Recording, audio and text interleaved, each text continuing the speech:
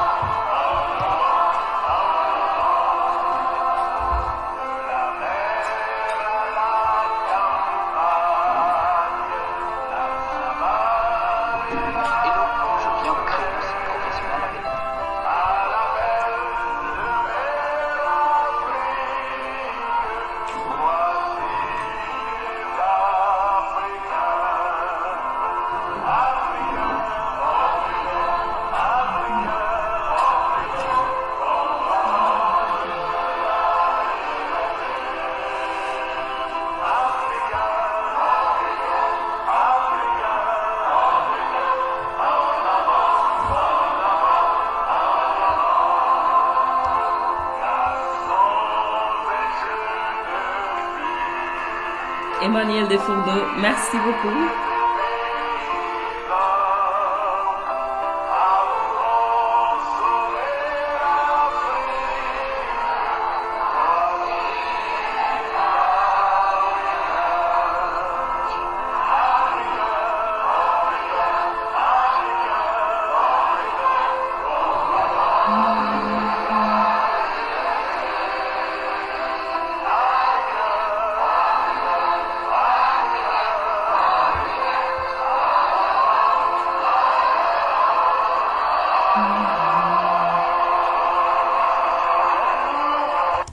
Voilà mbokku internautes yi mbokku ëttu libéraux yi mbokku parti démocratique sénégalais mbokku Sénégal nuyu nañu leen comme ni ñu koy defee chaque vendredi à pareille heure ci jotaayu Oumou ñëw di waxtaanee li nga xam ne nii moom mooy actualité nationale particulièrement actualité parti démocratique sénégalais mais ces derniers jours nous sommes très pris et actualité bi nga xam ne daf ñu dab mooy pandémie bi nga xamante ni nii xew na ci àdduna muy Covid 19.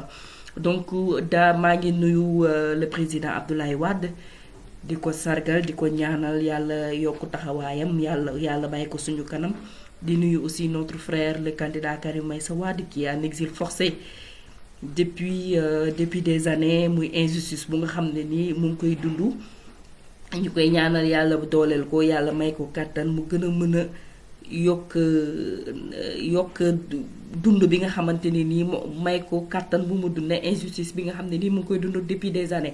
donc voilà aujourd'hui ëttu libéraux yi ñëwaat ak jotaayu Oumou comme ni ñu koy defee chaque vendredi tey ñu am thème bu am solo ñu koy waxtaanee muy mal gouvernance bi nga xamante ni nii noté nañu ko ci force Covid 19 bi nga xamante ni nii le président Macky Sall moom la mettre en place muy benn fonds de 1000 milliards mais mu am ci 64 milliards boo xamante ni nii dañu ko jagleel wàllu njëgum dund bi nga xam ne nii moom la ñu tuddee aide alimentaire bi nga xam ne nii moom la ñuy séddale askanu Sénégal bi nga xamante ni nii ñu ci bëri Covid-19 yi ak mesures yu ñu ci jël dafa impacté ci seen liggéey parce que tout le monde le sait, économie africaine particulièrement au Sénégal dafa nekk une économie quotidienne, c'est-à-dire que les gens vivent le jour au jour, donc chaque jour nit yi dañuy xëy dem wuti li nga xamante ne nii mooy li ñuy am.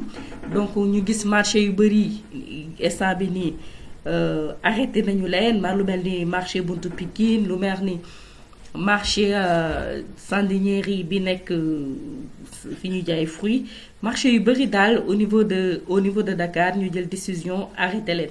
Voilà, donc ak loolu aussi indi tey ñu bëri mën a toog seen kër mënatuñu dem liggéeyi. État du Sénégal décidé ni moom daf leen di jàppale, daf leen di dimbali, mais dimbal googu noonu ñu gis ay rëq-rëq yoo xamante ni tey bëgg nañu ko waxtaane.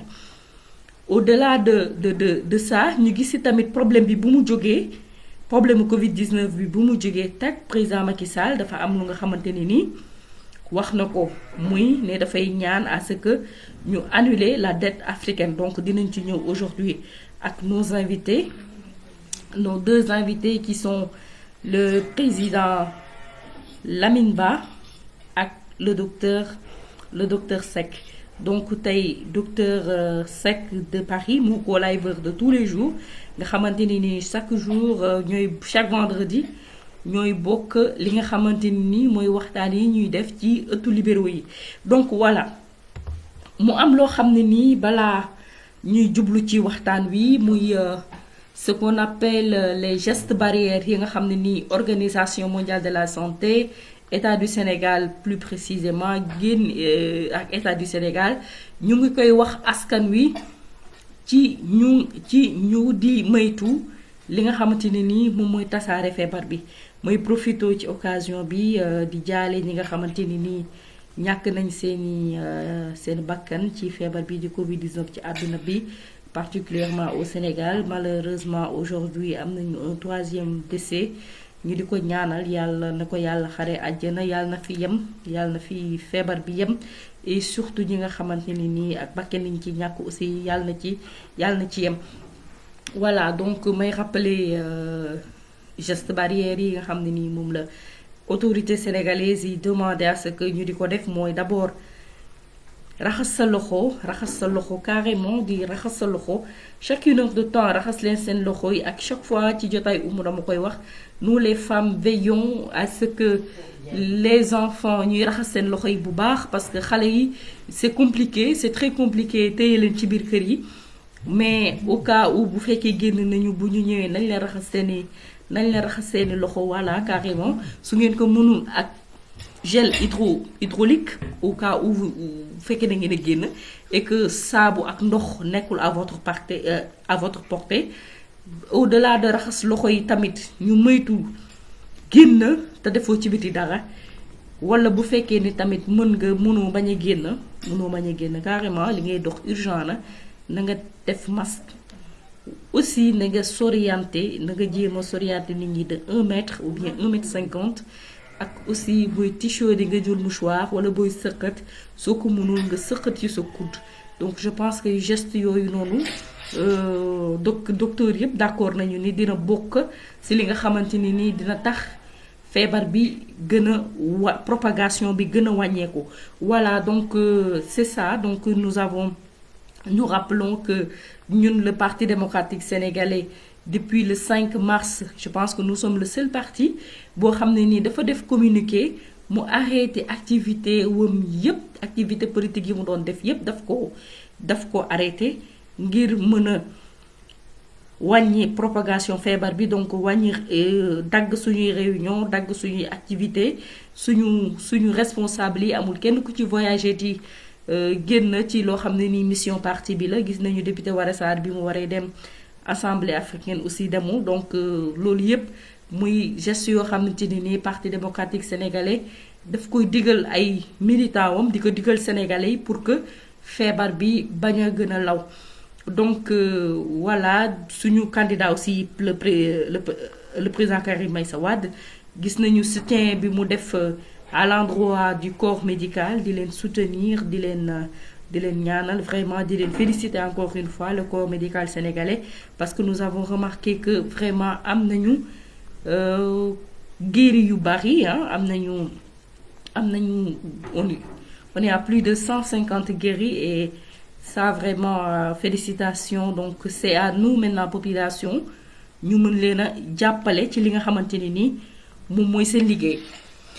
Pour entrer dans le vif du sujet gis nañu état bi bu mu génnee xaalis 64 milliards ne day jënd vivre pour la population sénégalaise muy lu ñëpp rafetlu malgré que premier problème bi fu mu jógee mooy manque de transparence bi kenn mënu la wax tey sur quelle base la ñuy choisir ñi nga xam ne nii ñoom ñuy bénéficiaire aide alimentaire boobu noonu.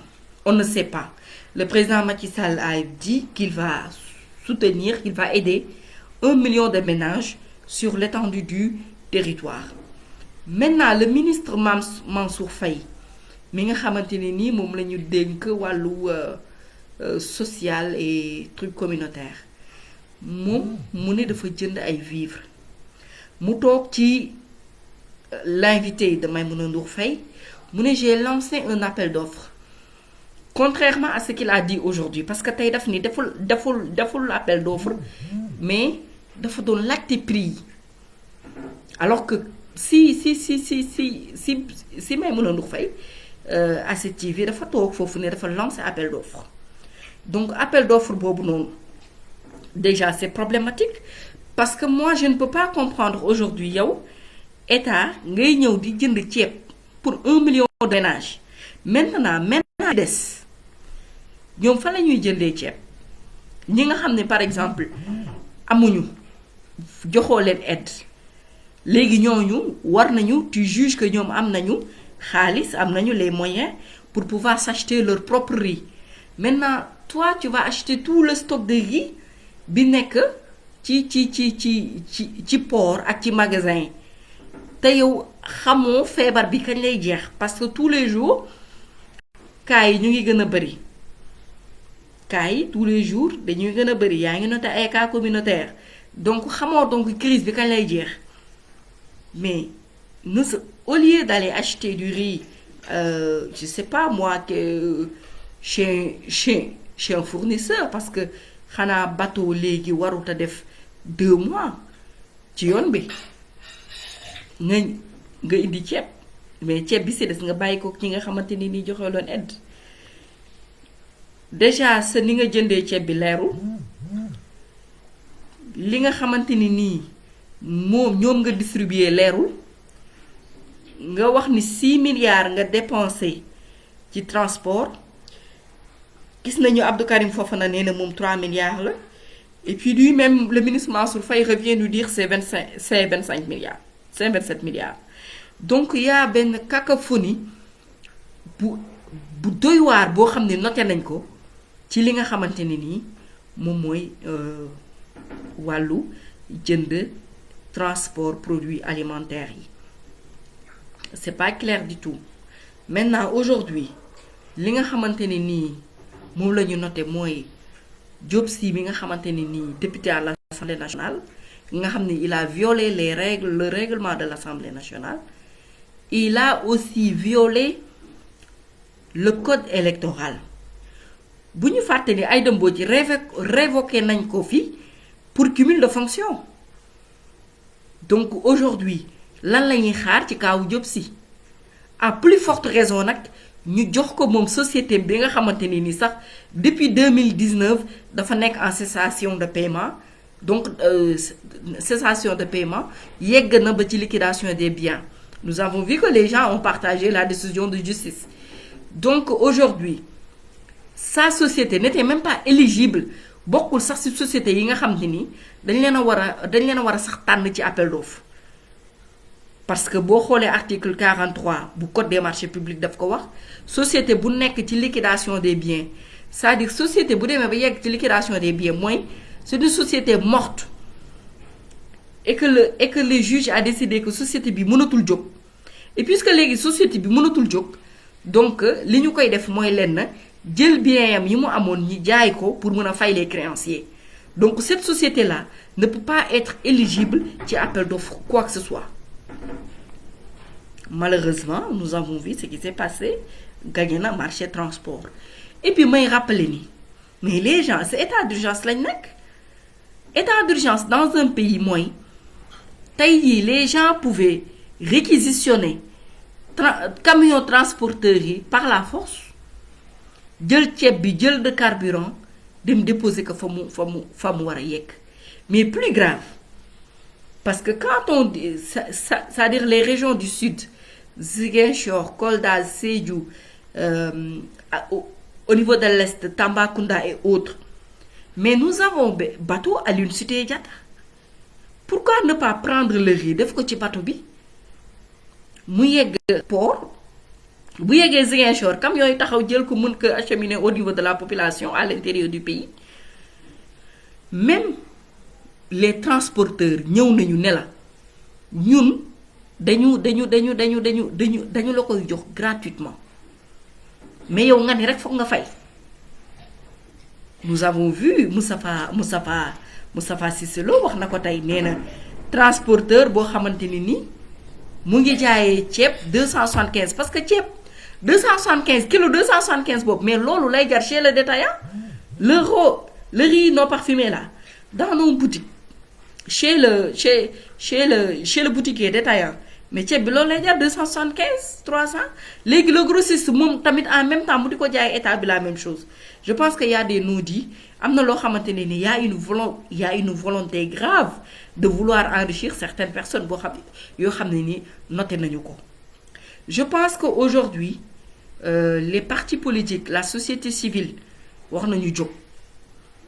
parce que quand même déjà on fait moins grave que ça et ils se sont retrouvés en prison.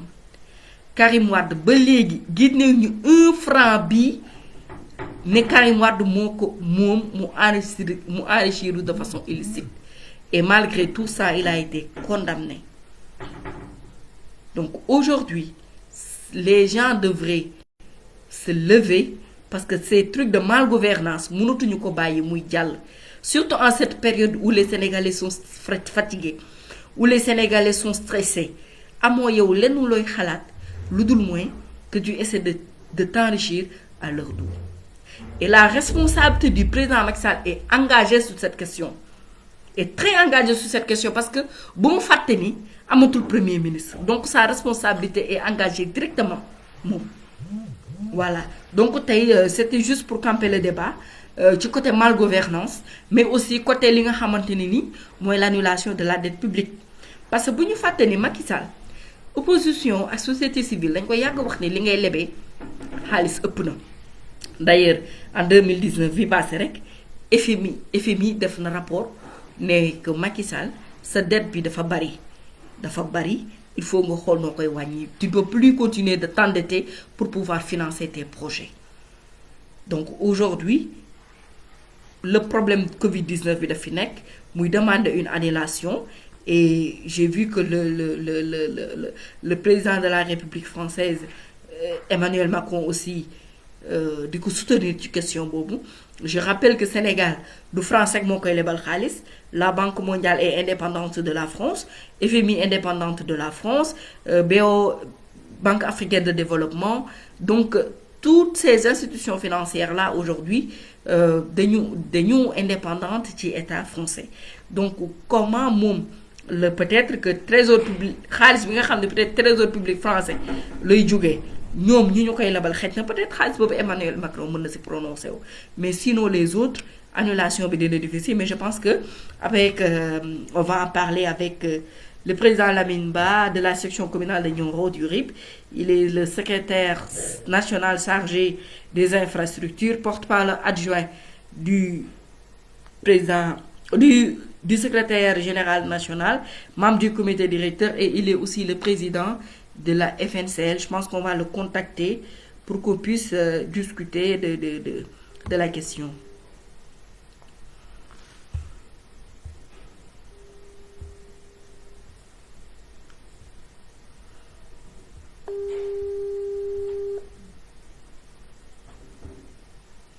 May nuyu ma sœur Aminata Bellamy, Cheikh Bamba Fall, nuyu naa leen Mozo Seck, Ousmane Cissé, voilà Abdoulaye Ndiaye nuyu naa la ziar naa docteur Seck mon co-liveur professeur Célestino yow il faut ñu defaat live professeur parce que gis nañu malheureusement maladie bi mu ngi gën yokk président n'est pas connecté.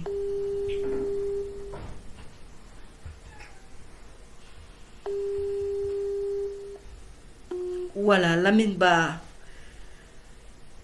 n'est pas en ligne. Donc,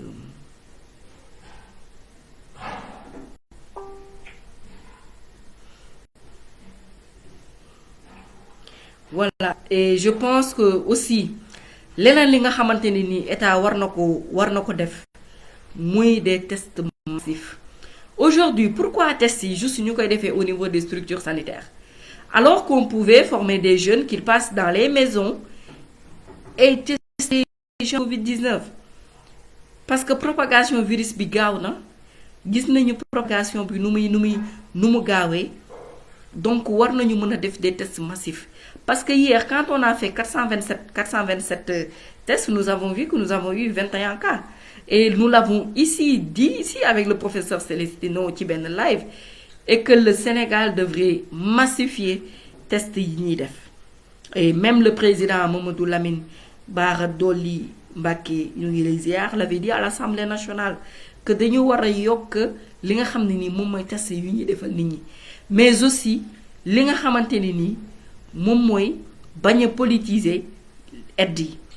Parce que li tax ñu war ko bañ a politiser mooy lii lay indi aujourd'hui. Les gens sont distraits, les gens ne parlent du Covid-19, mais maintenant les gens parlent du Covid business. Les gens parlent du Covid business et c'est grave parce que ci mal gouvernance ak mal gestion bi nga xamante ni nii moom lay def dafay tax nit yi dañuy détourner wu de l'essentiel. Les gens sont en train de se détourner de l'essentiel malheureusement. Donc voilà, le professeur Célestino dit qu'il a des révélations à faire. Bon, on va écouter ces révélations en attendant que le président Lamine Ba soit en ligne. Professeur, yaa ngi en direct ci jotaay Oumou. Oui, maa ngi leen di yónni sama bonsoir à képp ku nga xam ne lay déglu. Merci beaucoup. Alors, moi, je rentre vivement dans le sujet tout de suite. On nous a toujours menti. On nous a menti sur toutes les formes. Le Sénégal est arrivé à plus de 10 000 cas actuellement.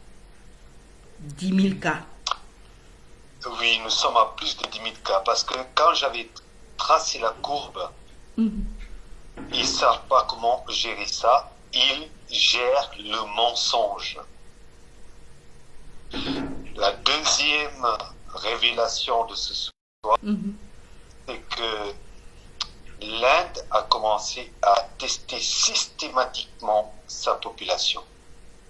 Et l'Inde va dépasser l'Italie, va dépasser la Chine, va côtoyer les États-Unis qui sont en tête du coronavirus. L'Inde, c'est 1,2 milliard d'habitants. Ils ont compris qu'ils ont été bernés, qu'ils ont été pas mis dans le complot du siècle. Moi, pour moi, jusqu'à présent, ils sont en train de cacher que le virus appartient effectivement, son but, c'est d'atteindre l'Afrique. Le but du coronavirus, c'est d'atteindre l'Afrique. Est-ce que vous m'entendez? Tout le monde vous entend. Allô, professeur? Est-ce que vous m'entendez? Tout le monde vous entend. Je vous entends très bien. Allô? Allô, oui, je vous entends très bien. Est-ce que vous m'entendez? Oui, je vous entends très bien. Voilà. Le but du coronavirus, c'est d'atteindre l'Afrique. Que chaque continent actuellement puisse avoir son quota de morts. Quota de morts. Et le but final, c'est de réduire la population africaine. Parce que ce n'est pas normal que l'Australie, quand l'Australie avait il y avait des incendies. Vous souvenez-vous, on était en plein hiver pendant que l'Australie était en été. Parce que quand nous sommes en hiver ici, l'Australie est en été. Et l'Australie, après les incendies de forêt, ont eu la plus grande vague de coronavirus. Et aujourd'hui, le collègue de Monsieur Mboup, professeur Mboup Sida, collègue, professeur Montagnier, a révélé que le virus avait une séquence ARN qui est du sida, une deuxième séquence qui était de la malaria et une troisième séquence qui était de l'Ebola.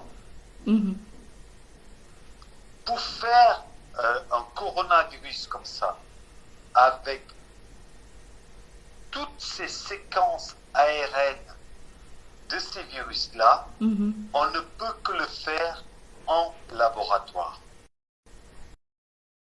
Et je le confirme aujourd'hui que le virus du coronavirus n'est pas un virus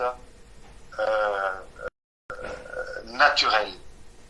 C'est un virus qui a été créé en laboratoire. Et si tout le monde m'écoute, je m'explique. On vous entend bien, on vous écoute.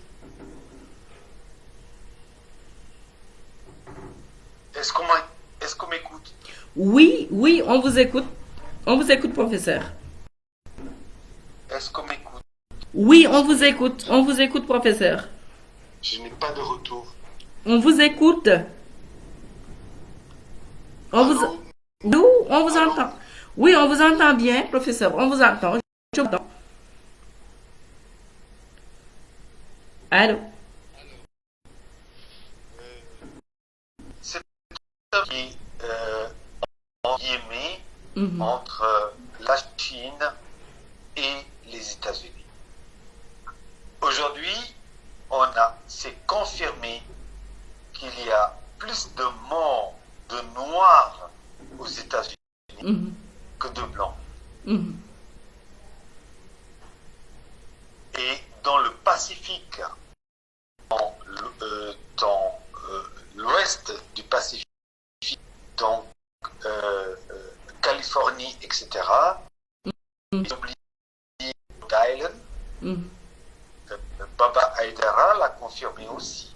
Il y a des Noirs qui meurent actuellement et on a confirmé aussi que le Western Union qui va en Afrique ou au Sénégal a diminué de 60%. 40% de la diaspora n'arrive plus à envoyer de l'argent en Afrique. Qu'est-ce qui se passe actuellement?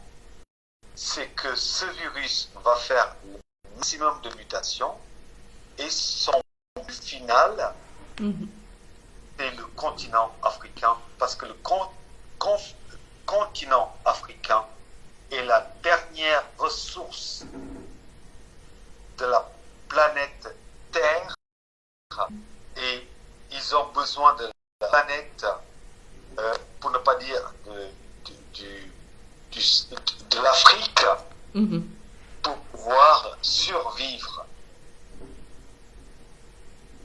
Et ils sont en train de préparer gentiment une pandémie catastrophique, c'est-à-dire la dissémination, pas dire l'irradiation de la population noire, pour ne pas dire reprendre colonisation de la. Et ça, Pape Abdoulaye Wade nous l'avait dit. Pape Abdoulaye Wade nous avait dit, faites attention que tous ces gouvernements qui sont mis sont là pour servir l'Occident. Mal est là pour servir. Ils ont tué Kwame Nkrumah, ils ont tué Kadhafi, qui était l'ami intime de Pape Abdoulaye Wade, parce que Kadhafi voulait mettre en place des satellites, il voulait mettre en place l'autoroute nord-sud. La Libye n'a jamais eu de dette,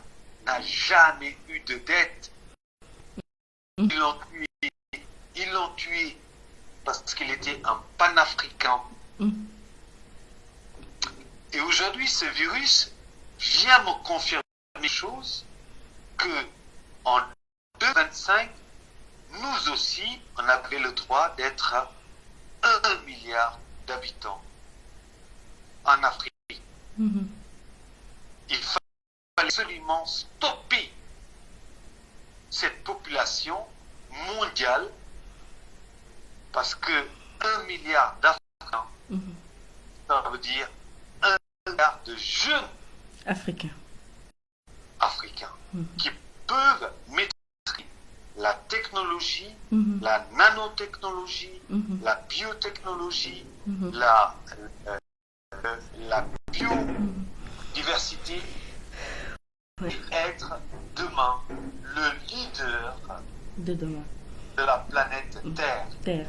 Je pense que, professeur, on va faire, je sais pas, des projets spéciaux live avec vous, pour que vous puissiez vraiment, parce que c'est extrêmement important ce que vous venez de nous révéler, ce virus quand même éradiquer carrément la race noire.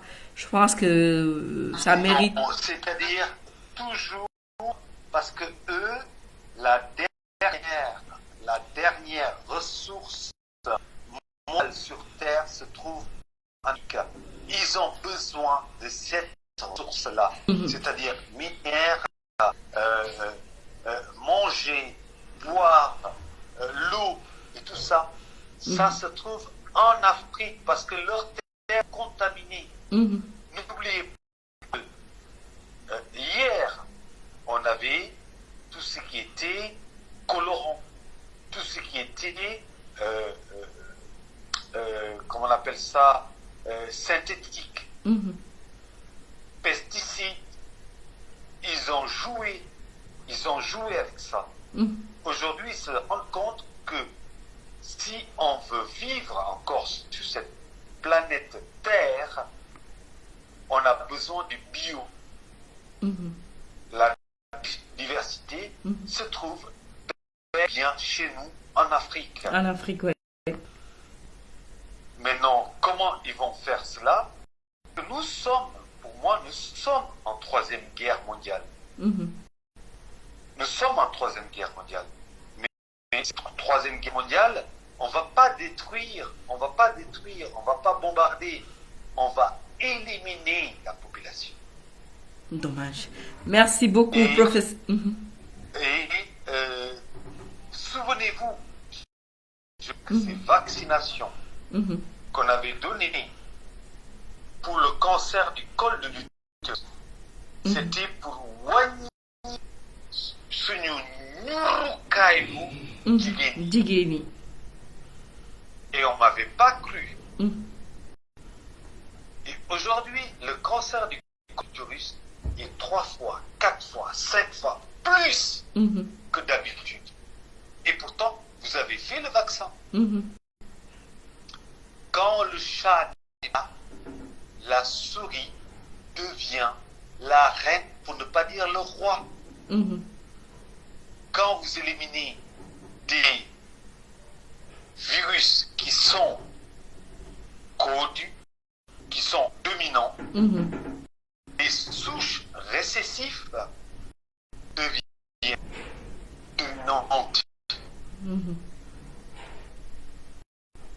Jigéen bu nga xam ne amul góor bi këram moom góor kër bu ne bu amul jigéen mooy dina fa.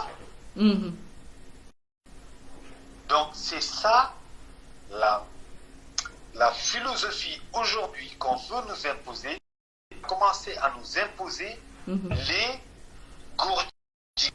On a commencé à nous imposer tout ce qui n'était pas dans notre déontologie, oui. Pour nous préparer.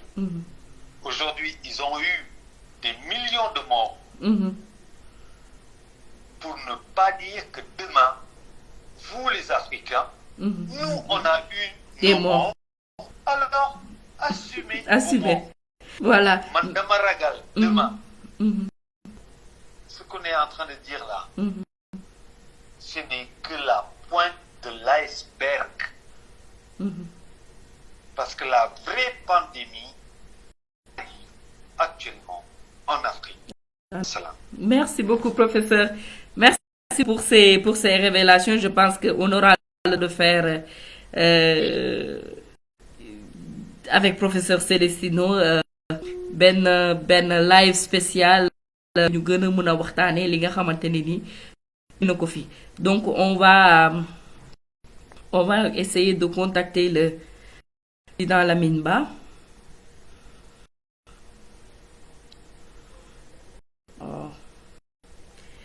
En tout cas virus bi daal doy na waar.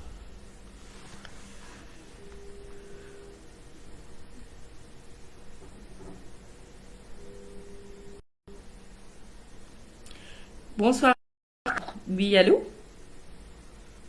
Oui, ça va? Ça va bien. Vous êtes en direct sur Jotaay Oumou. On a essayé de vous joindre, mais le réseau ne marchait pas trop. Exactement. Voilà, c'est ça. D'accord, c'est vrai. C'est vrai. Je rappelle que le président de l'AFN. Merci. Je rappelle que vous êtes le président de l'AFNC, membre du comité directeur du secrétariat national chargé du transport.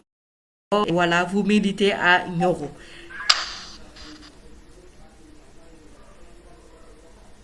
En effet, sauf que c'est secrétaire national chargé des infrastructures.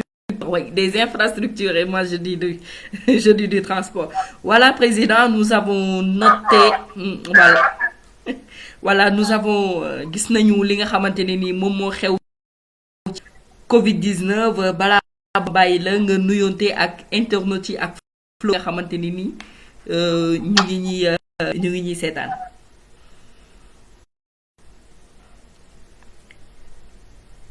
Merci Oumihari, merci beaucoup. Je voudrais d'abord vous encourager pour le travail. Allô?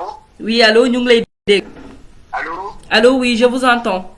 Je voudrais d'abord vous féliciter pour cette belle initiative de communication que vous avez guidée dans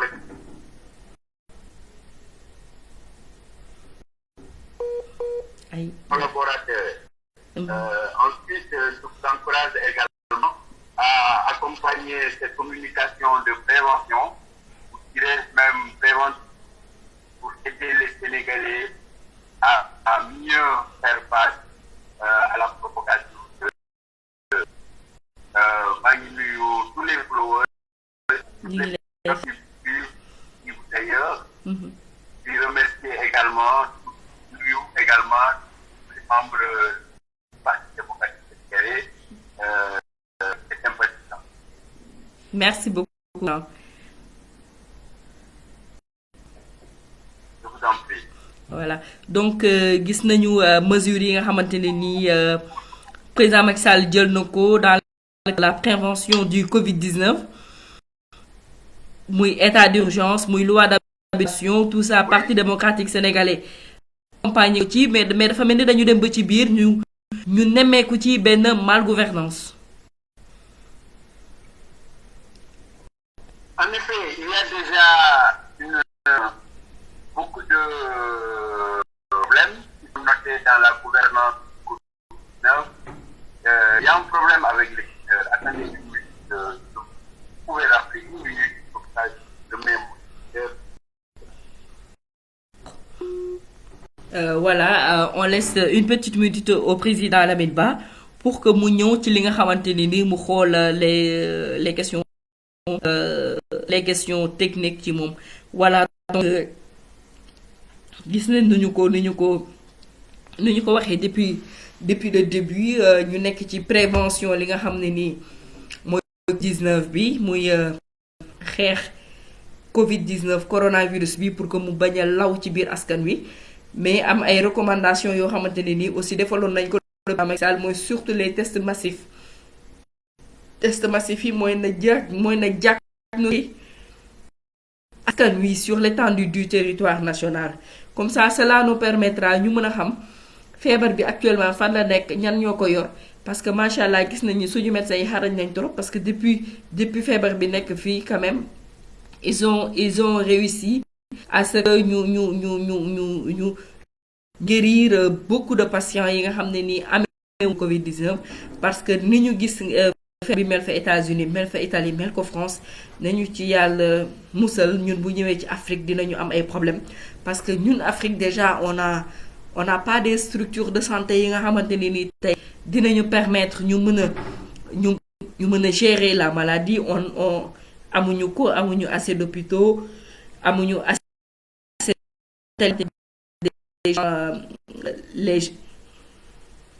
déjà les gens disent que nañ ko donc li nga xamante ne nii moom la ñu mën a am lenn la muy la prévention donc nañu prévenir maladie bi nañu toog suñuy kër nañuy raxas suñuy loxo en attendant que président Lamine Ba di xool li nga xamante ne nii moom mooy réseau wam donc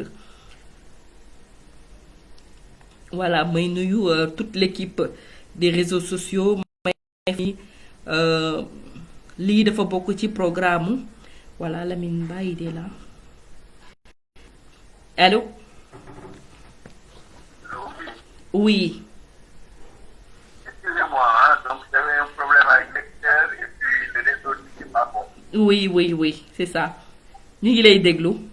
Voilà, donc vous m'avez demandé, moi je posais la question de savoir la appréciation là par rapport à la bonne gouvernance.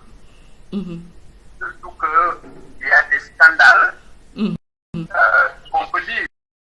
Parce que nous attendons que la justice de notre pays se saisisse pour clarifier cette situation-là, qui inquiète tout le monde et qui risque de donner raison à beaucoup d'autres. Qui dès le début avaient pensé que ce gouvernement allait forcément lutter encore sur les inquiétudes relatives à la bonne gouvernance dans la gestion du coronavirus. Aujourd'hui, nous avons entendu qu'il y a des suspicions de scandale sur l'attribution du marché de l'achat des denrées alimentaires et aux vulnérables, mais également il y a également des suspicions de scandales du marché de transport des riz là. Vous savez, on n'a pas besoin de revenir sur la bonne gouvernance parce que avec le régime de Macky Sall, on ne peut pas parler de bonne gouvernance.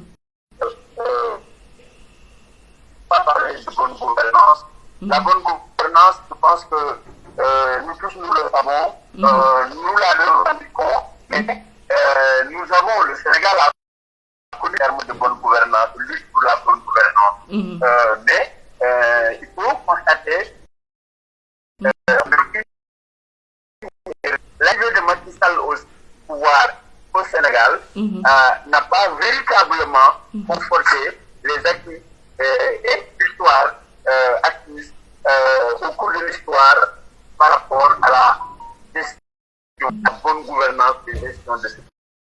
Vous avez entendu parler de tous les scandales sur le pétrole du Sénégal, sur beaucoup d'autres problèmes qu'on a posés, ArcelorMittal, l'affaire du Togo.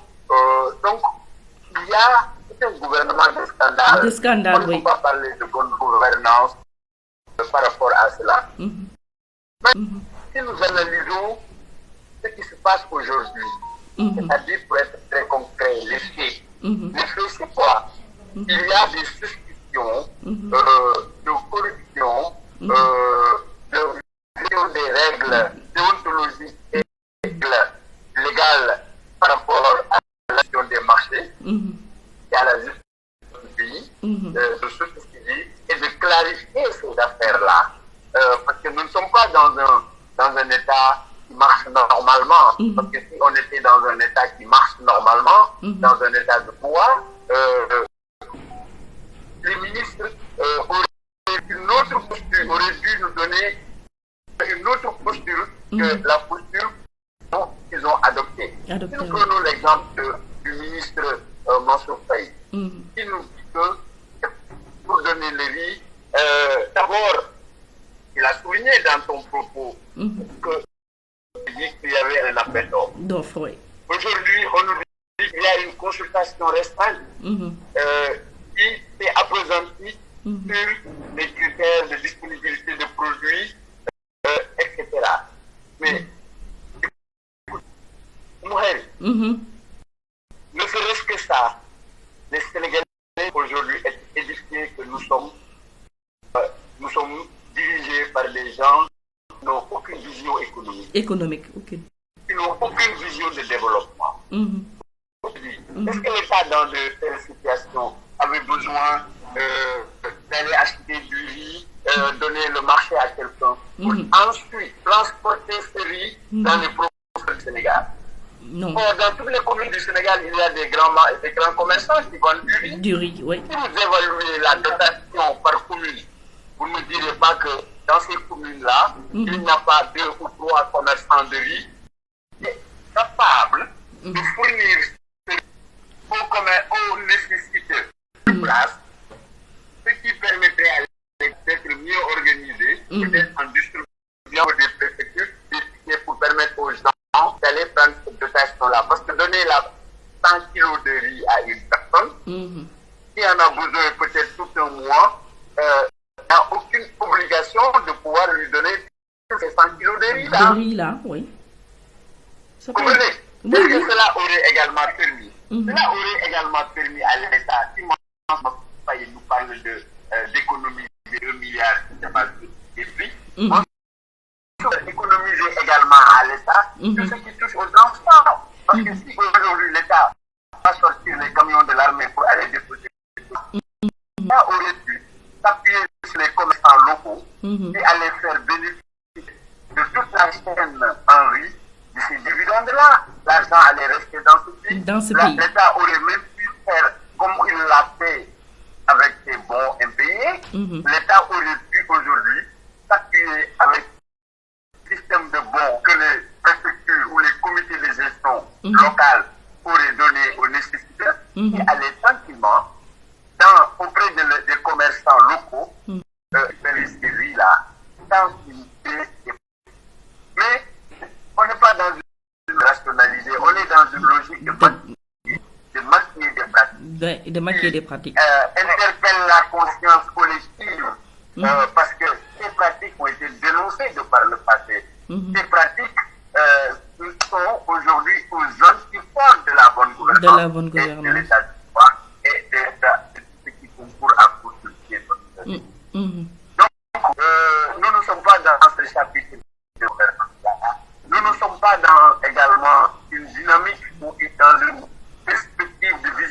économique permet aujourd'hui de gérer cette crise-là. Parce que l'aide dont on parle, bah, écoute, on a mobilisé 33 milliards pour donner 5 kilos de riz. Les 5 kilos de riz, les Sénégalais le bouffent en moins de 2 familles. Oui. Ils sont en profondeur. Et si cette crise-là va au-delà d'un mois, ça va chercher de l'argent qu'on n'a pas mobilisé pour venir encore aider. Est-ce que cela montre?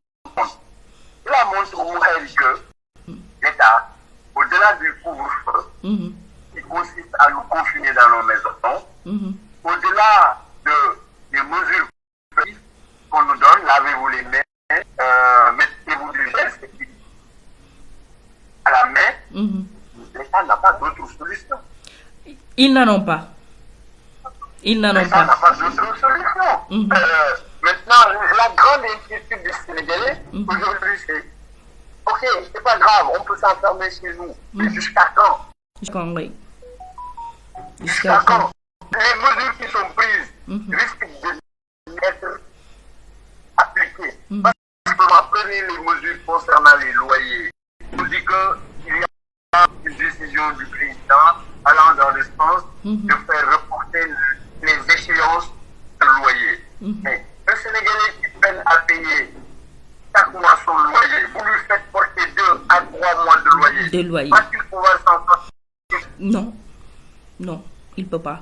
Et ça, les propriétaires des maisons qui pouvoir accepter pour ceux qui ont des maisons qui leur permettent de vivre, vont-ils de croiser les bras, laisser les locataires 3 à 4 mois sans revenu? Ça risque d'être comme sa fameuse loi de réduction des loyers. Des loyers, oui. Avec les propriétaires. Les banques, etc. Donc moi je pense qu'il y a une volonté de lutter cette pandémie-là qui est appliquée. Et d'ailleurs, la raison pour laquelle notre parti ne voulait dans le piège, ou bien être jeté devant le public national pour dire que nous n'avons pas été à ce dialogue ou à cet appel du président. Nous y avons été, mais nous avons été à ce dialogue, à cet appel, nous avons répondu de façon très intelligente. C'est-à-dire que aujourd'hui, il a demandé, il a décrété un état de guerre. Celui qui est au pouvoir décrète un état de guerre. Il en appelle les Sénégalais. Nous devons répondre. Nous y avons été en affichant notre disponibilité et en montrant que nous sommes pris par le Sénégal et pas de Sénégal. Maintenant, celui qui a le pouvoir, il couvre le bateau. Nous devons d'écouter, d'analyser et de nous préparer pour que non seulement il devra rendre compte, et je crois qu'il rendra compte, mais que nous puissions y apporter vraiment la République. Pour moi, aujourd'hui, le pays est en train de suivre une très belle vie. Beaucoup, on devait être là à faire. Non, on n'a pas à faire. Tout ce qui se fait aujourd'hui se fait pour le Sénégal et pour les Sénégalais. Donc nous sommes dans une entité et nous ne pouvons pas être en marge de cette entité-là. Non. Donc, cette loi d'habilitation pour lui permettre de sur les leviers et instruments de gouvernement qui seront à disposition. Maintenant, à lui, bon usage, cette prérogative qu'il lui a donnée, c'est à lui d'en faire bon usage. S'il veut continuer pour expliquer la gestion de cette Covid-19 par débrider et dénoncer depuis 2008, il devra égaler le mouvement. Donc, pour moi, nous ne devons que observer, écouter, réfléchir, mutualiser nos réflexions pour que nous puissions demain répondre par rapport aux attentes des Sénégalais qui seront le moment venu. Donc, voilà ce que je peux te dire par rapport à la de cette Covid. 19. Je ne peux pas dire que rien n'est fait, mais il y a beaucoup à dire, parce que on sait qu'aujourd'hui, la solution ne serait pas des politiques, mais plutôt des scientifiques, des médecins, des laboratoires, mais à ce jour, nous n'avons toujours pas vu le président leur accorder la moindre attention. Or, c'est eux qui devraient en quelque sorte aujourd'hui, et c'est eux qui sont d'ailleurs, ils ne parlent pas, peut-être qu'ils n'ont pas le droit, vous ne les voyez pas, mais c'est le personnel scientifique, les médecins, les sages-femmes, le personnel de la santé, qui sont aujourd'hui mobilisés sans répit pour quand même les Sénégalais qui sont aujourd'hui atteints de cette maladie, ou qui sont aujourd'hui vraiment en caractère. Donc, il faut leur rendre hommage, il faut les soutenir davantage. Oui, comme l'avait fait notre candidat dès le début de la pandémie.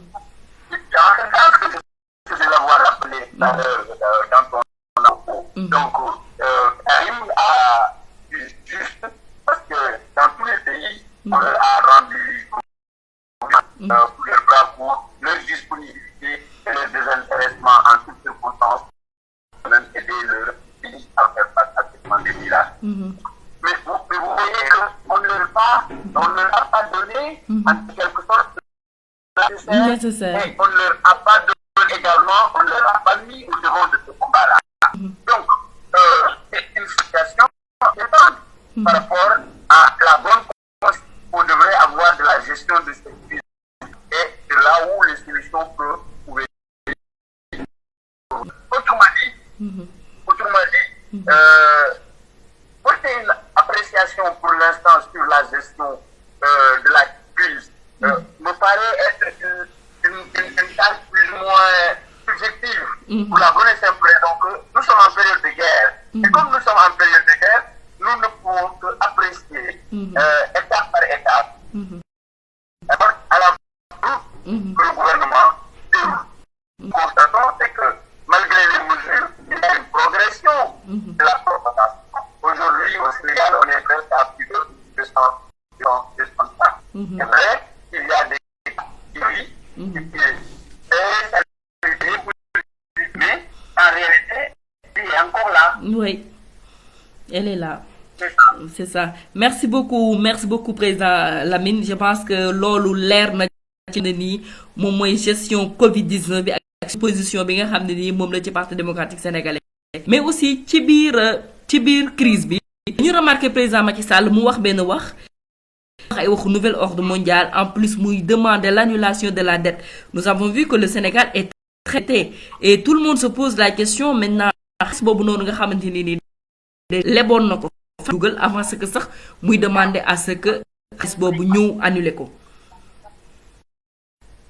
Merci, c'est vrai que la dette pour l'instant on ne sait pas à combien elle followers yi ñu ne président followers yi ñu ne nga làkk wolof. Ah d'accord, waaw léegi léegi pour l'instant maa ngi jégalu li nga wax dëgg la xamaguñu ñaata la parce que dafa am ñaari dette dafa am lu ñuy wax la dette connue et la dette cachée. La dette connue c'est ce qu'on nous a inventé et la dette cachée pour lu ñu waxul. D'ailleurs boo xoolee dernière sortie Fonds monétaire international dañu doon ak la banque mondiale dañu defoon sax ay discrimination ci réew yu mel ni ak yeneen réew pour que daal ñu lay engagement internationaux yi nga xam ne dañuy jàkkaarloo ci ñoom parce que ñoom bi dañuy sàmm la soutenabilité et les possibilités de remboursement de la dañ ko contacté donc loolu réalité la donc boobu ñu ñaata la évalué guñu ko li ñu jox rek mooy on est presque aujourd'hui à presque 8 000 milliards de dettes la dette globale donc nous aussi ñu jot a wax ci la dette bi nga xam ne ñu dañ ko yoreel les moyens ak les donc dette bi problème boobu la maintenant moi dama aborder la question de la dette comme ça. Parce que on aura plus besoin de s'endetter pour développer. La question n'est pas de la dette. Le problème de moi, la finalité de la gestion de cette dette. La finalité avec la gestion de la dette, c'est que vous nous relevez, parce que aujourd'hui, bon, on est am na nga xam ne kenn lebatul pour def ko te état waratul leb sax pour def loolu Sénégal gis nga dette bi fu mu toll nii kenn terewul Macky Sall bu leb ci bi fi nekk leb nañ te lii nag dañ ko investir vers les secteurs porteurs de croissance économique lebuñu rek pour ñëw di may ay bourses sociales nous on est des libéraux nous ne sommes pas nous sommes des sociaux libéraux des libéraux sociaux comme nu ma la ko mën a waxee parce que ñu libéralisme bi ñuy après waa nampal dafa nekk ne dañoo am benn dose de socialisme bu ñu jël defuñ ko ba nga xam ne nii dafay amoindrir les aspérités du libéralisme sauvage gis nga li ñu tey école yi tabax ay école pour généraliser la bourse au niveau de l'université Macky Sall bu social la ni ñun amoon nañu ko suñu jamono tuddoon bourse sociale dañ ko demoon Castro donc am na yu bari lu ñu def social te ñu xam ne tey dañu war a def continuer di ko def mais ban social il faut ñu xam lan mooy social en vrai oui jël ay bourse dëkk réew mu mel ni Sénégal tey ñu ñëw nga ne bourse sociale ak sociale la mais c'est un acte politicien parce que acte social dafay war a mun a permettre à la population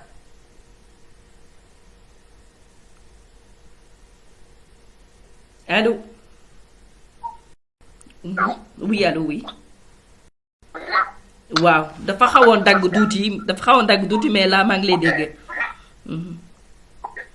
un acte social ñun bi ñu ñëwee ñoon def jëlee jox nit ñi xaalis donc pour 25 000 ans li ñu daan joxe et joxe nañu ko tout au long des villes frontalières dans le sud Casamance Tambacounda Kolda de Sédhiou il faut aller demander là-bas partout fu nga xam ne nii tey suñu grand projet yi jaaroon nañ ko indi woon nañ fa ay programme yoo nga xam ne nii c'était pour la vulnérabilité xam nga la donc tey boo jëlee bu Sénégal réew mu mel ni Sénégal or yow xam nga ni tey Sénégal am na plus de 1 million parce que dégg nga tey ñu ne dañuy jox ko 1 million de ménages mais bi ñu démarré bourse sociale yi on a vu 250 000 familles et on s'est rendu compte que chaque année li ngay mën a injecter bourse sociale yi mënul nekk double et chaque année le nombre de pauvres day augmenter plus de double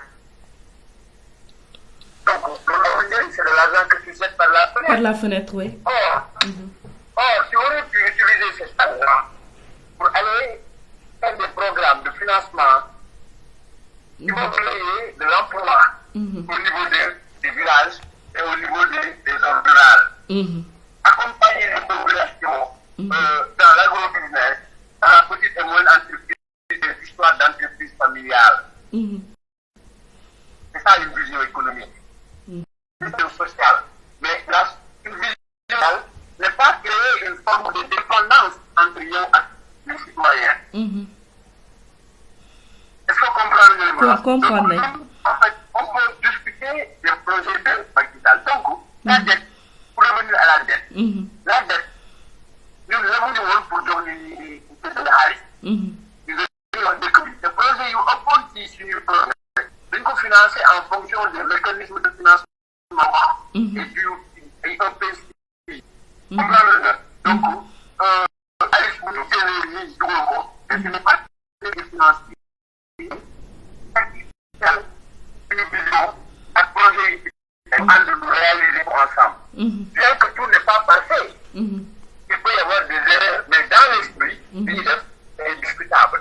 Donc, la dette, elle est une problématique dans le sens de sa finalité et de sa gestion. li mu lebal ci Sénégal évalué bu ñu ko en taxe de ñaata. Ça c'est une réalité.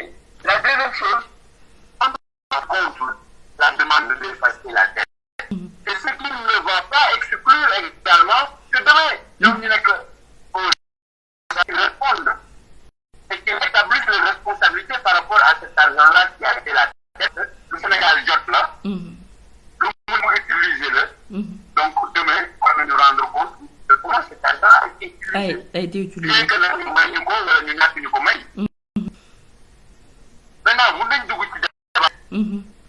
Parce que j'ai vu que c'est posé à un autre niveau. Dire que aujourd'hui, la réalité de cette dette, pour certains, cette dette est souvent des conditions réunies, souvent, c'est des conditions qui peuvent être revues. Les pays africains, souvent, face à certaines conditions, et pour éviter souvent des problèmes de stabilité, pour recours à des dettes, et parfois dans des situations assez difficiles. Donc, ça aussi, il faut discuter, mais tout, nous devons par rapport réellement par rapport au pays qui nous paie. Mais il faudrait que nous ramenions, que nous prenions tous les États du monde, les plus développés même, pour le faire en réalité. La dette ne se pose pas de voilà. Mais dette bi ñu ngi koy poser par rapport. ci utilisation ba. Exactement yi déclaré tey président Macky Sall tey bu ko teg loolu après du wax ni dañ la dette bi dugg. ñu xool ko évaluer ko réellement. Est-ce que li ñu déclaré loolu la. et cetera. Tey même un appel. Entendu. Ou pas. N'exonérera pas. Les acteurs tenants du pouvoir de répondre demain par rapport à la gestion et à la qualité de cette dette-là. Ça, il faut que ce soit très clair. Donc, maintenant, c'est un débat on peut s'y prendre selon nous mu ko gisee quoi. ñu ko gisee c'est vrai merci beaucoup président.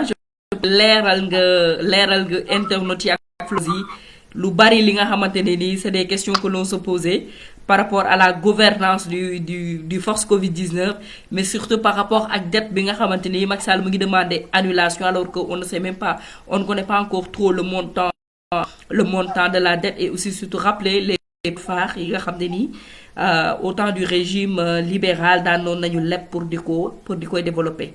Merci beaucoup. Merci et salut à tout le monde. Merci beaucoup. Allez, merci beaucoup président. Voilà, c'était le président Lamine Ba qui a été très clair et concis ci li nga xamanteni ni mom lañu doon xaar ci mom.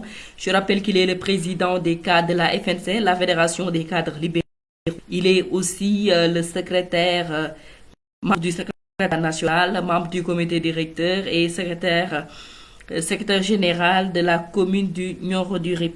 Merci beaucoup encore président d'avoir répondu à l'invitation dans Ëttu Libéraux yi. Voilà, je rappelle avant d'introduire le docteur Seck qui est mon co-liveur de tous les jours. J'espère que docteur nelawago parce que y a am na benn décollage horaire bi nga xam ne ni am na actuellement au suñu diggante ak Paris, je pense de 2 heures de temps. Donc voilà, docteur pour maa ngi ñëw si yow. Je rappelle que Ëttu Libéraux yi bokk na dafa mooy programme secrétariat national chargé de la communication interne et des sociaux. Vous avez un programme c'est-à-dire du lundi au dimanche. Le lundi matin, vous avez les chroniques de Pape Wade, mon frère que je salue de passage. L'après-midi, le soir, vous avez Batu Askan Wi de mon frère Mamadou Dem bi passé def na ko mu waxtaane ak notre Sanba bi nga xamantene ni waxtaane woñu bi passé gestion Covid-19 bi mais surtout distribution bi nga xamantene ni fon nañ ko ci aide alimentaire bi ak polémique bi nga xamné jur nañ ko. Mercredi, vous avez la Lyon ma sœur d'armes, l'ex Oulimata Kane qui était avec Parole aux Fleueuses dans une seconde partie et dans une première partie avec Maguetsi qui est secrétaire adjoint chargé des élections. Voilà, vendredi, vous avez Diotaï Oumou. Aujourd'hui, nous avions eu le président Minba en première partie et en deuxième partie, nous avons Les dimanches, nous avons notre frère Amadou Dramé qui vient par Kézin. Donc, félicitations à toute l'équipe chargée de la communication interne et des réseaux sociaux. Voilà, on va essayer de contacter le docteur Seck.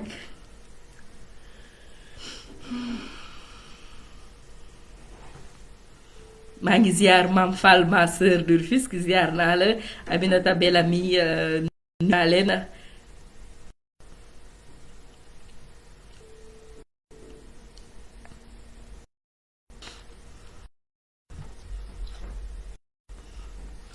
Et ce qui est dommage et qu'on a noté, c'est que aujourd'hui on est passé d'une épidémie sanitaire à une épidémie économico-sociale. Voilà. Allô, docteur? Allô? Oui, allô, oui, salam alaikum. Oui. Allô? Allô, oui. Ñoo ngi lay dégg bu baax. yaa direct docteur si jotaay Oumou.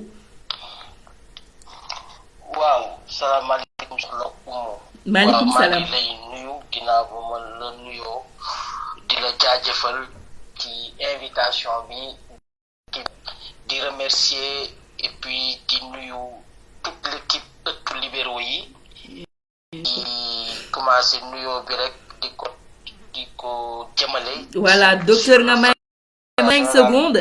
5 secondes, un petit rappel que libéraux yi a un mois, quelques jours de création a atteint 3000 abonnés. Donc, nous vous invitons à continuer d'abonner et d'aimer li nga xamné ni moy page ëttu libéraux yi nga xamné danañ fi am ay waxtaan yu am solo fi ci biir entre libéraux ci biir ëttu libéraux yi. Merci docteur. Waaw, je disais que ni waa ngi jël nuyoo bi di ko teg ci loxo le frère secrétaire général le président Wade di dolli di ci teg di nuyu le frère secrétaire général adjoint le président Karim Meïssa Wade. Merci. Di nuyu militants yi ak militants wu parti démocratique yëpp. Ci kaw sans exception di leen ñaax rek ci ñu dellu ci valeur yi nga xamante ni moom li nga xamante ni moom moo ñu boole te mu gën a fort que suñuy jëmm individuel. Alors Oumou maa ngi dégg léegi yaa ngi wax décalage horaire. waaw c'est vrai actuellement ni Sénégal ak France décalage horaire 2 heures de temps la par rapport ak 1 heure de temps yu ñu amoon weer yi ñu génn. Oui. Ce décalage là daf may inspiré. Pour mën a entamer ce thème bi. Et moi, il est évident. Tu m'as passé l'expression que fi Sénégal toll. Fi àdduna toll. Am nañ ni. bu ñu di am ci suñu réew. te mu lëmbee les publics. ban jaaxle yi. les coins de thé. les coins muy Sénégal njàqare bi ñu nekk ak par rapport ak li fi am muy épidémie bi fi am mbas mi. ñu gis ni pour reprendre cette expression décalage horaire Sénégal ak France. noonu la amee décalage entre le chef de l'État Macky Sall et son gouvernement et le peuple sénégalais. Décalage dafa am entre les tenants de ce pouvoir et le peuple sénégalais. Loolu il faut que sénégalais yi xam ko. Et ça date pas d'aujourd'hui, c'est depuis 2012. Et que sénégalais yi dañoo war a xam ni le peuple souverain. dañoo war a xam mu bari mu néew. ñun ñooy natt di jox état ne ko doxalal ñu. ñun ñooy natt di jox état ne ko doxalal ñu. donc bu ñuy natt di jox état ne ko doxalal ñu. la ñuy natt di ko jox tegu ko ci yoon. y a de quoi s'interroger. y a de quoi prendre des décisions. Y a de quoi réfléchir. Il y a de quoi penser à l'avenir. Il y a de quoi faire en sorte de tourner le plus rapidement possible la page de ce régime qui nous gouverne au jour d'aujourd'hui. Soxna Oumou man dama am njàqare ci régime bii ñu nekk. xam yaa ñu ngi lay dégg bu baax. xawma ba xam yaa ngi may dégg ba léegi. maa ngi lay dégg bu baax docteur. j'ai comme l'impression que ni amatuma benn retour. maa ngi lay dégg bu baax docteur. xawma waaw. man ni je me demande est-ce que les Sénégalais se rendent compte ci li ñuy dund à l'heure actuelle. Je commencerai par citer Jacques Delors, ancien commissaire européen. Jacques Delors mooy papa yi Martine Aubry. ñëpp xam nañ ko, c'est une personnalité politique de la gauche. Jacques Delors Martine Aubry moo jàngee ci papaam Jacques Delors. ne papa moo ni ko. quand c'est flou c'est qu'il y a un loup. moom mooy bu lëndëmee rek. mooy am na bukki. bu lëndëmee rek xamal ni bukki ma nga fa. ñun nag Sénégal bukki moo ñu mat. bukki moo mat le peuple sénégalais. bukki moo ñuy jiite depuis 2012. Quand c'est flou, c'est qu'il y a un loup. Transparence, gestion sobre et vertueuse, ce n'est que des slogans creux. Yoo xamante ni jëfewu pour revenir et rebondir sur cette expression décalage horaire. Il y a un décalage de fait. Il y a un décalage bu ñuy galee di dund entre l'établissement de l'État qui nous gouverne et le peuple sénégalais. C'est ça la réalité. Dans ce décalage-là, il va falloir que le peuple prenne ses responsabilités pour resserrer ce décalage pour qu'on se rende de plus à l'établissement. Moom mooy maanaam am une harmonie ou bien un rapprochement ou bien ñu am benn cap unique entre le peuple et l'État. Mais bu État guy gi peuple baa ngi na Dakar. Bokkuñu fu ñu jëm le peuple sénégalais si ni mu constitué woo sociologiquement, sociologiquement et religieusement amul benn lenn lu muy état bi nga xamante ni moom la ñu fal depuis 2012 si ñu ñuy doxalee réew mi amul lenn amuñu benn dénominateur commun pour être explicite. Amul lenn lu ñu boole. dara boolewuñu. Parce que président Macky Sall dafa jël réew mi ne day indi rupture moom mooy la amoon. woon ni mooy la amoon la ñu weesu. da nga koy effacer indi lu bees. lu boobu mu wax. jëfewu ci benn ci discours yu jëloon. ba muy laaj réew mi ba muy soog a jël réew mi ak ses premières années. maanaam si je peux ainsi dire ces 100 jours de casse présidentielle. discours yu mu doon tenir envers le peuple. discours boobu nit ñi gisoon ci benn début de rupture. mais li olof yi di wax ndekete fourage. daal di xidee. C'était le discours d'un marchand de sable, d'un vendeur d'illusions et d'un grand escroc politique, pour oser le dire. Loolu ñu dund 2012 ba 2019 ci premier mandat. ñu continuer di ko dund nii ba mbas mi dab ñu. maanaam mu ngi wax épidémie coronavirus. wër àdduna wër ngel képp. épargné wul kenn. donc épargné wul kenn mu doon benn crise sanitaire sans précédent. ba ñëpp tëju ku nekk compté ci sa bopp. ñëpp tëju ku nekk y a une espèce de repli nationaliste. non pas voulu mais un repli nationaliste imposé par le coronavirus que le régime de Macky Sall a eu, je ne sais pas par quelle alchimie et par quelle magie, transformer ce repli nationaliste qui devait resserrer les les liens entre Sénégalais qui devaient resserrer les liens entre l'établissement et le pouvoir ak peuple bi lien là gisuñu ko au contraire Macky via son beau-frère nous a pondu le coronavirus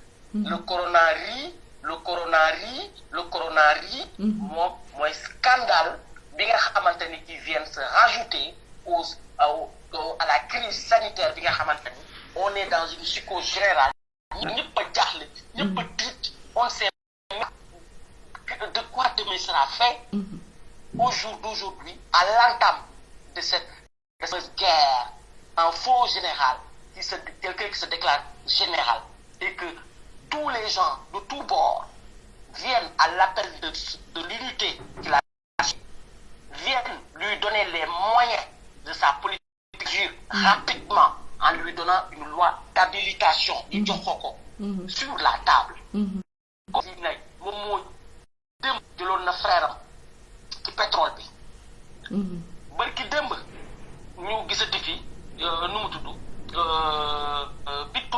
Big Togo way comme ni ko yoo xamante ni milliards ci ay faux visa d'entrée au Sénégal sans justificatif aujourd'hui état wu Macky Sall ñëw génneel ñu le même scénario comme on dit rek li olof yi di wax jikko ak borom pax jikko ak borom pax Macky Sall ne changera jamais dans ses démarches dans ses attitudes et dans ses façons de faire. Le problème du Sénégal c'est que on est en décalage. Encore je reprends l'expression, le peuple est en décalage avec l'établissement incarné par le président Macky Sall et son gouvernement.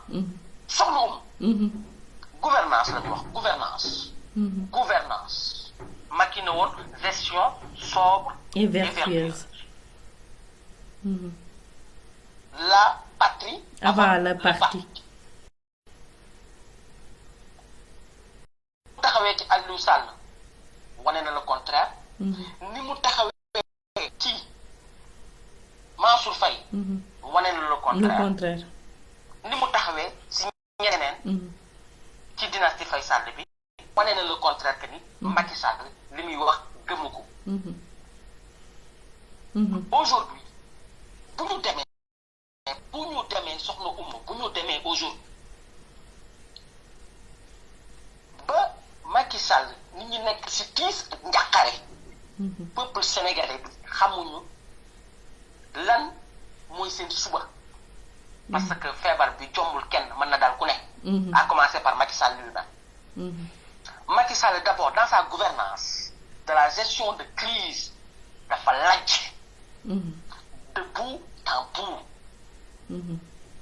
Les résultats dont on se félicite pour l'instant résultats yi ñu jot a am dañu si félicité wu ñun en tant que citoyen. Ces résultats là par rapport à combat au coronavirus bi on le doit à personne à part le personnel médical. Le personnel soignant. ñi nga xam ni ñi ngi jànkonteel feebar yi ak ñu boole ci am ci teg ci épidémie coronavirus bi sans pour autant que l'État puisse mettre les moyens à disposition képp ku mas a xam suñu hôpitaux yi suñu centre de santé yi suñu poste de santé yi suñu district sanitaire yi ni ñu ñàkkee ay jumtukaay mais ñooñu ci seen ngor ci seen xarañte ñu def par tout lien du port pour venir à bout de ba instant bi nii fii ñuy wax ak yéen ba yàlla loolu yàllaa ñu suturaal te yàlla na yàlla continuer du ñu suturaal ba mbir mi bu mu weesu dayoo bii mu nekk amiin c'est ça la réalité. amiin de l'autre côté la gouvernance sanitaire daf ko laaj parce que crise bi ak épidémie bi li mu laaj gouvernement defagul sax 1/100 bi par contre suñu personnel soignant suñu médecin suñu infirmière suñu aide-soignant les agents les agents techniques des hôpitaux ñooñu de jour en jour ñu ngi rey pour venir à bout de cette épidémie. suñu élus locaux yi ñu ngi xar seen tànk tuba yi di def lu nekk pour épidémie bi daal di reculer mais au jour d'aujourd'hui l'État, non seulement l'État est absent de la gouvernance sanitaire pour répondre de manière précise en mettant en exergue, comme Nico m'a précédé, le volet scientifique. Parce que dafa am ñu ko yeyoo. Et personne n'a jamais vu le président de la République unir autour de lui le personnel scientifique. Moi, quelque part hier ou avant-hier, on me dit que le président, il fait des visioconférences régulières avec le professeur Seydi et d'autres membres du comité, mais ça m'a fait sourire. C'est extraordinaire. Le président le président Macky Sall qui aime copier Macron dans même ses prises de décision, quand Macron met un pas, c'est lui qui met l'autre pas. Il l'a suivi dans toutes les décisions de manière séquentielle que Macron a pris, qu'il a transposé au Sénégal d'une autre manière, juste pour un confinement, parce que le Sénégal n'a pas la capacité de gérer un confinement. Donc, mu def jël benn mesure mi fi wul bërsëtegul bërsëtegul ñii ñu bàyyi la ñuy tambaamalu bëccëg bi xamante ni bëccëg gi la Sénégal yëpp di tambaamalu bëccëg gi la jokkoo yi di am ci la lépp di am ñu ne guddi couvre-feu. C'est quoi cette mesure? C'est quoi l'efficacité de cette mesure? Foofu rek la toppeewul Macron, mais Macron mesure yi ñu jël yëpp ji mesure Macky Sall transpose cette même mesure au Sénégal. Sauf le confinement total, lui, il a pris l'état d'urgence suivi de couvre-feu tous les soirs. C'est ça la politique du suivisme du président Macky Sall vis-à-vis de son collègue Macron. Mais sauf que il n'a pas pu quand même prendre les bonnes attitudes, comportement yu baax yi ak jëfe yu baax yi Macron di def. mooy Macron day dem ci hôpital yi. Macron dafay dem di seeti scientifique yi. La preuve Sénégal yëpp gis nañ ko, àdduna bi yëpp gis nañ ko mu dem ba Marseille seeti professeur Raoul bi nga xamante ni moom mooy défendre la thèse comme quoi que ni on peut avec l'hydroxychloroquine combiné à l'azithromycine. Donc c'est un début de solution, pas une solution définitive, mais c'est un début de solution pour venir à bout du coronavirus. Et cette combinaison des deux molécules-là que le Sénégal traite ses patients. Traite ses patients, les fait ay malades, moo tax ñu am résultat spectaculaire bi. Donc il y a un link, dafa am benn lëkkaloo entre professeur Raoul et les équipes scientifiques dirigées par le professeur Seydi, qui est l'infectiologue indiqué pour ce type d'épidémie. Donc, pour vous dire que ni état ci côté boobu defu fi dara pour l'instant. Gouvernance sanitaire passe daal di xëy dafa lajj. léegi di ñëw ci gouvernance dans son ensemble. Ma ni ko départ le gouvernement bi def. Parce que Macky Sall dans le discours de bonne intention moo damay la le discours li bàyyi laat doon wax nee nañ gor bu waxu démb méngoowul ak waxi tayam bàyyil koo xamal ni du gor. bu wax méngoowul ak jëf jàppal ni kooku du waxi gor. Macky Sall moo taxaw fii discours wax devant leen lii ak lii laay ñaan bëgg ko pour mën a xeex ak coronavirus bi, pour mën a aar Sénégalais, parce que c'est c'est le chef de la sécurité des Sénégalais, de chaque citoyen, Macky Sall. Sénégalais yi nag ko nangu nañ la loolu wujje politique mu wala ñu wuy ko nangu nañ la loolu mais leen dama soxla benn arme force Covid-19. ñu ne ko général arme bi nu mu tudd mu ne loi d'habilitation. Position bi yëpp dans son ensemble fàtte divergence yëpp ak contentieux yu ñu am ñoom ñëpp dem assemblée massivement ñu jox ko loi d'habilitation. Macky Sall teg si ne bu ab loi d'habilitation bi ak moyens yi mu mobiliser budgétisé à 1000 milliards, il avait dit que 1000 milliards yooyu dafay installer un comité de pilotage boo xamante ni gouvernement la l'opposition parlementaire bi mu woowoon ñu voté ko loi d'application bi et la koy constituer pour ñu mën a gérer dépense 1000 milliards mais lan moo fi xew ci diggante bi lan moo fi xew ci diggante bi. C'est vrai, on est dans une situation d'urgence, il faut des actions urgentes. Effectivement, et le gouvernement, ils ont fait le bon choix d'acheter des vivres. Parce que, parce que Macky Sall m'a corrigé beaucoup. Moi, Sénégalais, parce que 2015, Macky Sall taxaw les Sénégalais en 2017 ngeen am autosuffisance. Ah oui lii moom mooy kenn dootul ji. kenn dootul importer ceeb di jëndi ceeb. Macky Sall moo ni woon 2015 en 2017. mu investir ci mu investir ci rek ay milliards yu bari. cette action urgente. pour venir en aide les familles les plus démunies. ni mu ko waxee moom moo njëkk wane ni Sénégalais yi kat man maa ngi nii yëkkati naa samay loxo wane naa ni damaa lajj ba xalangu. 2017 la ñu promettroon ne dootuñu jéggaani jëndi ceeb. 2017 ak léegi ñetti at teguwaat na si. 2020 on le voit défiler fièrement. jéggaani dem jëndi ceeb jëndi 140 000 tonnes waaye mais nañu xool erreur bi. donc est-ce que loolu mandarga la li may wax ni mandarga la di wane ni que Macky Sall dafa lajji maanaam ci discours tàmmal Sénégalais yi naa leen ay gestion sobre et vertueuse avant le parti plan Sénégal émergent bu transformé en plan Sénégal endettement. Sénégal en 2035 on connaîtra l'émergence. Non mais attends ñuy 2020 ñu continuer di dem di jéggaani ceeb.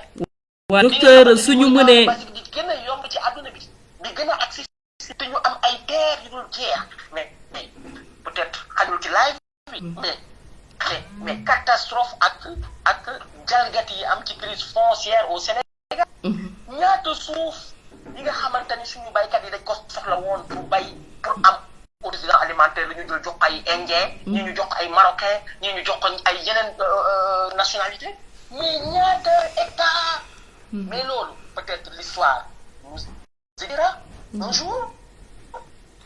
Donc sa première annonce de son échec, c'est lorsqu'il s'est agi d'aller chercher les denrées pour pouvoir aider